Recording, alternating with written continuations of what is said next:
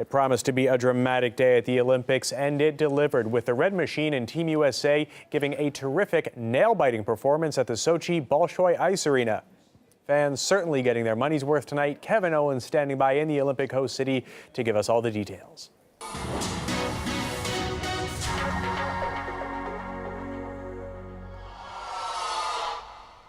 Yeah, hi all, hi Matt. You join me here, as you say, right above the Olympic Park, where one of the most bitterly fought contests of the Olympics so far concluded today. 20,000 spectators packed the Bolshoi Ice Arena to watch the Red Machine, Russia, face off against Team USA in the men's ice hockey. RT's Paul Scott takes us through the game.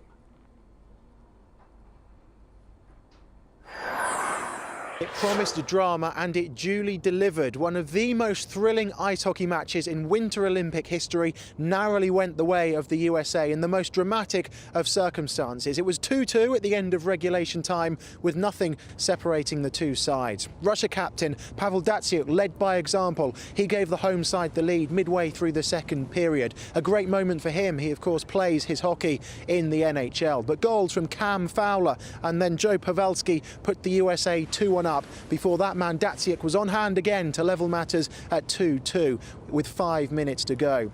Russia thought they'd done enough to win the match, but what would have been the winning goal was cancelled out in the final few moments because the net had come away from its moorings. It was a controversial moment, with even the US coach admitting afterwards that he was surprised that the goal didn't stand. Now, it was a physical, robust but honest contest between two arch and fierce rivals. The game eventually went into overtime, but still nothing separated the two sides, and eventually the USA prevailed in a long, nerve-wracking 10-round shootout. Russia are still likely to qualify for the next stage of the competition. They now face Slovakia in their final group game on Sunday. That's a match they now have to win. And afterwards, RT gauged the reaction of some of the fans who were fortunate enough to be inside the Bolshoi Ice Dome. I came here with a friend of mine just to see the match. We're very disappointed, but we hope our team will still show their worth at these games. This isn't the last game. Team Russia will deliver yet. We just have to believe in them, hope and cheer for them. We'll be the best, no matter what. We will score. We're the best country. We are the Red Machine, after all. Come on, guys, don't let us down next time. The whole of Sochi, the whole country is cheering for you. Go, Russia! The game was great. The guys did well. Our captain is the best. We can still do it. I have no doubt about it. Well, we spoke to Pavel Bure, an internationally renowned ice hockey veteran who was known in his day as the Russian Rocket while he played for the NHL.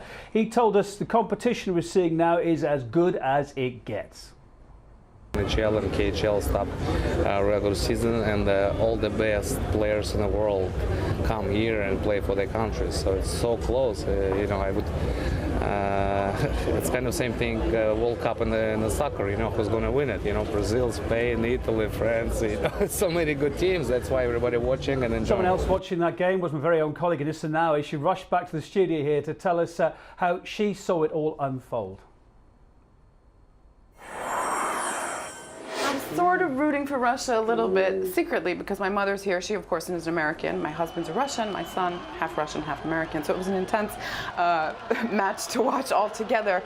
Partly rooting for Russia because they are the underdogs and they haven't won for 20 years. But so much controversy is kicked off tonight on social media, isn't it? Tell us about that. It has indeed. There was a goal, which of course was counted as a goal by the refs on the ice. It was then nullified by the International Ice Hockey Federation because the goalpost was a little bit off its pegs. So basically, a huge debate going on right now on social media, from the American ambassador in Moscow to Russian diplomats. I mean, people, ice hockey is a political sport because when you look back to the history of the Cold War, so it's getting a bit intense out there. Although the game was painfully close and ultimately a loss for the Russian side, there was still plenty to make up for it in other events. Russia now tops the overall medal count. Let's hear how that happened from Paul again. There was plenty to cheer for Russian sports fans on Saturday. They added 2 golds and a silver medal to their tally. Now, in the men's skeleton event, Alexander Tretiakov, he won gold with a totally dominant display. He led from start to finish after setting a track record in the first round. All his hard work has paid off over the last 4 years. He's improved on the bronze medal he won in Vancouver 4 years ago. Elsewhere, Russia secured a 1-2 in the men's 1,000-metre short track speed skating. It was a great tactical display by the Russian duo, who led from start to finish. They took the lead early and didn't look back. Victor Arn actually won the gold medal to add to the bronze that he won in the 1,500 metres earlier on in these games, while the silver medal went to Vladimir Grigoriev.